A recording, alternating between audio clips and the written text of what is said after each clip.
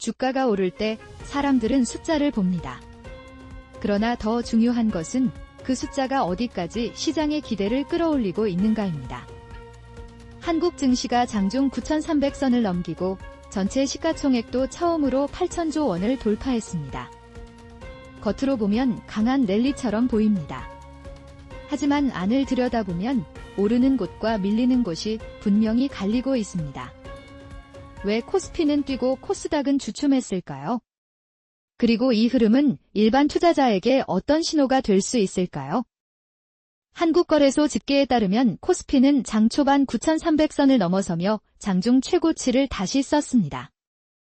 같은 시각 코스피와 코스닥을 합한 국내 증시 시가총액은 8,000조 원을 넘어 사상 처음으로 새 기록을 세웠습니다.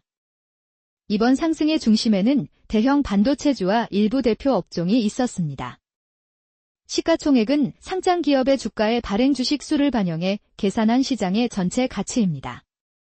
그래서 시가총액이 커졌다는 말은 단순히 몇 종목이 오른 것이 아니라 시장 전체 가치가 확장됐다는 뜻으로 읽힐 수 있습니다.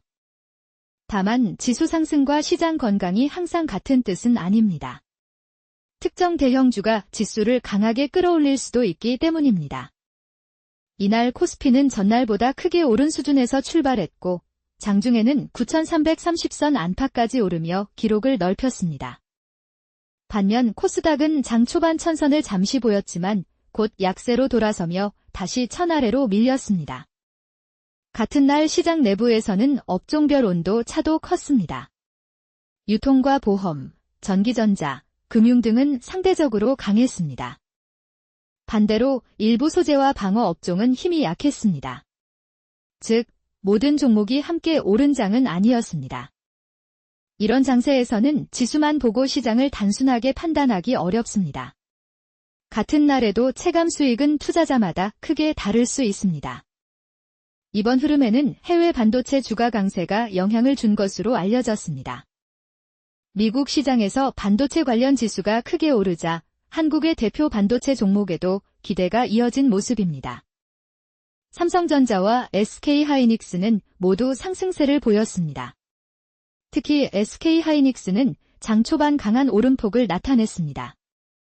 이런 대형주의 움직임은 코스피 전체 방향에 미치는 영향이 큽니다. 그래서 지수 상승의 배경을 이해할 때 반드시 함께 봐야 합니다. 시장 심리를 자극한 재료로는 인공지능 수요 확대와 메모리, 반도체 가격 기대가 거론됐습니다. 여기에 미국 기술기업과 반도체 공급망 관련 소식도 투자 심리를 밀어올린 요인으로 해석됐습니다.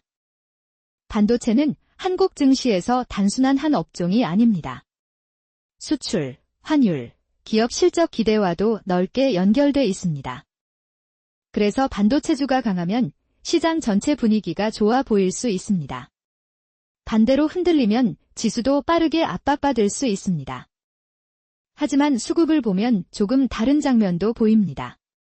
개인은 큰 폭의 순매수에 나섰지만 외국인과 기관은 순매도 흐름을 보였습니다. 전날에는 외국인 매수가 지수 상승을 이끌었다는 평가가 있었지만 이날은 개인 매수의 비중이 더 크게 보였습니다. 이 차이는 중요합니다. 상승이 오래 이어지려면 누가 사고 있는지, 그리고 그 매수가 얼마나 지속되는지가 핵심이기 때문입니다.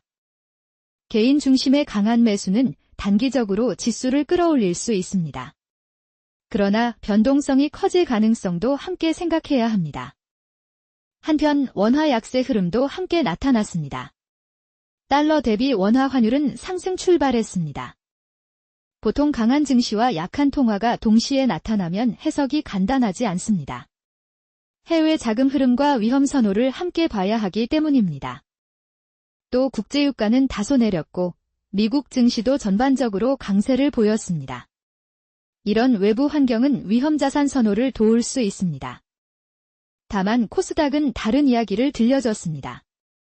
지수는 약세로 돌아섰고 업종 전반도 보합 또는 하락 쪽에 가까웠습니다. 일부 분석에서는 코스닥 부진이 단순한 일시 조정이 아니라는 시각도 나왔습니다. 개인 자금 이탈, 이익 개선 속도, 금리 환경 같은 요소가 함께 작용하고 있다는 설명입니다. 이 말은 성장 기대만으로는 작은 종목들이 예전처럼 평가받기 어려울 수 있다는 뜻입니다. 결국 한국 증시는 지금 한 방향으로만 움직이는 시장이 아니라 대형주 중심의 선택적 강세가 두드러지는 시장으로 볼 수 있습니다. 여기서 중요한 질문이 생깁니다. 기록 경신이 곧바로 안정적인 상승을 뜻할까요? 아니면 기대가 너무 앞서가고 있을까요? 시장은 종종 좋은 뉴스에 먼저 반응합니다. 문제는 그 기대를 실제 실적과 자금 흐름이 따라갈 수 있느냐입니다. 만약 기업 실적이 기대에 못 미치면 빠르게 오른 종목일수록 되돌림 압력도 커질 수 있습니다. 반대로 실적이 뒷받침된다면 이번 상승은 단순한 과열이 아니라 구조적 재평가로 이어질 가능성도 있습니다. 특히 2분기 실적 발표를 앞둔 시점이라는 점도 주목할 만합니다. 시장은 이제 이야기보다 숫자를 확인하려 할 수 있습니다. 일반 투자자에게는 이런 구간이 가장 어렵습니다. 강한 상승을 놓치기 싫지만 높은 가격에 들어가는 부담도 커지기 때문입니다. 그래서 뉴스 해석도 더 신중해야 합니다. 기록이라는 단어만 보고 분위기에 휩쓸리면 판단이 단순해질 수 있습니다. 한국 증시의 시가총액 8천조 원 돌파는 상징성이 큽니다. 국내 자본시장의 규모가 한 단계 커졌다는 인상을 주기 때문입니다. 하지만 상징성과 지속 가능성은 같은 말이 아닙니다. 기록은 남지만 그 기록이 유지될지는 앞으로의 조건에 달려 있습니다. 앞으로는 반도체 업황, 미국 기술주 흐름, 금리 방향, 환율 움직임이 함께 시장을 흔들 수 있습니다. 즉, 한두 개 뉴스만으로 전체 방향을 단정하기는 어렵습니다. 여러 신호를 함께 읽는 훈련이 필요합니다. 이제 이번 뉴스에서 바로 쓸 수 있는 영어 표현을 차분히 정리해 보겠습니다. 첫 번째 표현입니다. 브레이크 어버브입니다. 어떤 가격선이나 기준선을 위로 돌파한다는 뜻입니다. 주가나 환율 기사에서 매우 자주 보입니다. 코스피가 장중 9,300선을 넘었다는 뜻으로 이렇게 말할 수 있습니다. 더 KOSPI 브록 어버브 9,300 도링 트레이딩. 함께 반복해 보겠습니다. 브레이크 어버브. 두 번째 표현입니다. 히트 A 레커드 하이입니다. 사상 최고치에 도달했다는 뜻입니다. 주가, 지수, 금 가격, 환율 기사에도 널리 쓰입니다. 장중 최고치를 새로 썼다는 문장으로는 이렇게 말할 수 있습니다. 더 인덱스 히트 A 레커드 하이인 어리 트레이딩. 다시 한번 읽어보겠습니다. 히트 A 레커드 하이. 세 번째 표현입니다. 인베스터 센터먼트입니다. 투자 심리, 즉 투자자들이 시장을 얼마나 낙관하거나 불안하게 보는지를 말합니다. 반도체 뉴스가 분위기를 끌어올렸다는 뜻으로 이렇게 쓸 수 있습니다. 치프 뉴스 부스티드 인베스터 센터먼트. 짧지만 자주 나오는 표현입니다. 인베스터 센터먼트. 네 번째 표현입니다. 리메인 코셔스입니다. 조심스러운 태도를 유지한다는 뜻입니다. 시장이 강해 보여도 위험을 함께 본다는 뉘앙스가 있습니다. 기록 경신 속에서도 신중해야 한다는 뜻으로 이렇게 말할 수 있습니다. Investors remain cautious despite the rally. 발음도 함께 익혀두시면 좋겠습니다. remain cautious. 다섯 번째 표현입니다. BLED buy입니다. 무엇이 상승이나 변화를 이끌었다는 뜻입니다. 특정 업종이나 대형주를 설명할 때 유용합니다. 이번 상승이 반도체주 중심이었다는 뜻으로 이렇게 쓸 수 있습니다. The rally was LED by semiconductor stocks. 뉴스 문장에서 매우 자연스럽게 들리는 표현입니다. BLED by. 여섯 번째 표현입니다. The picture is mixed입니다. 상황이 한쪽으로만 정리되지 않고 좋고 나쁜 신호가 함께 있다는 뜻입니다. 코스피는 강했지만 코스닥은 약했다는 설명에 잘 맞습니다.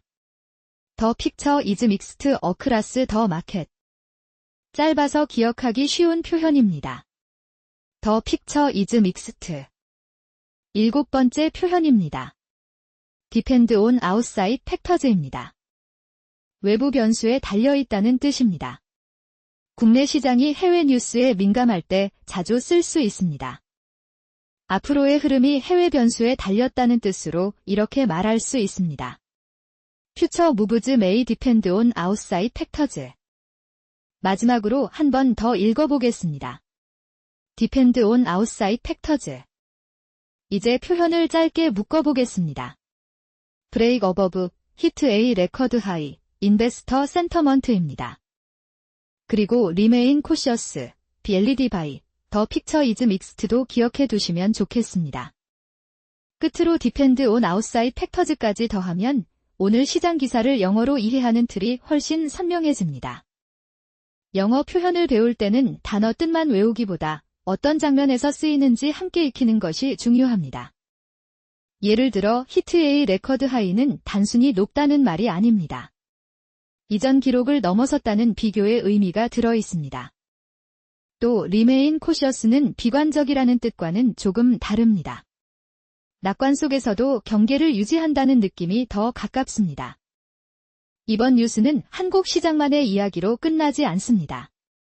AI, 반도체, 미국 기술주, 환율이 한 화면에 모인 장면이기 때문입니다. 이런 연결 구조는 앞으로 더 흔해질 수 있습니다. 한 나라의 주가가 다른 나라의 기술 뉴스에 즉각 반응하는 시대이기 때문입니다. 그래서 글로벌 뉴스 읽기는 투자자뿐 아니라 영어 학습자에게도 중요합니다. 같은 표현이 여러 나라 기사에서 반복되기 때문입니다. 정리하면 이날 한국 증시는 분명 강한 기록을 남겼습니다. 코스피는 9,300선을 넘었고 시가총액은 8,000조 원을 돌파했습니다. 하지만 그 힘은 시장 전체에 고르게 퍼지지 않았습니다. 코스닥은 약했고 수급도 개인 중심이었습니다. 즉, 숫자는 강했지만 구조는 복합적이었습니다. 그래서 해석도 한 단계 더 깊어질 필요가 있습니다. 앞으로 투자자들이 확인할 것은 단순한 추가 상승 여부만이 아닙니다. 실적, 외국인 자금, 환율, 금리의 조합이 더 중요해질 수 있습니다. 특히 대형 반도체주가 계속 시장을 이끌지 아니면 다른 업종으로 온기가 확산될지가 다음 관전 포인트가 될 수 있습니다. 만약 상승이 일부 종목에만 머문다면 체감과 지수의 거리도 더 벌어질 수 있습니다. 반대로 상승의 폭이 넓어진다면 이번 기록은 시장 심리 개선을 넘어 더 안정적인 추세 신호로 읽힐 수도 있습니다. 핵심만 다시 짚겠습니다. 코스피는 장중 9,300선을 넘었고 국내 증시 시가총액은 처음으로 8,000조 원을 돌파했습니다. 상승의 중심에는 반도체와 대형주가 있었고 코스닥은 상대적으로 약했습니다. 또 개인은 강하게 매수했지만 외국인과 기관은 매도 우위를 보였습니다. 그래서 이번 뉴스는 단순한 축하의 기록이라기보다 시장 내부의 균형을 함께 읽어야 하는 장면으로 볼 수 있습니다.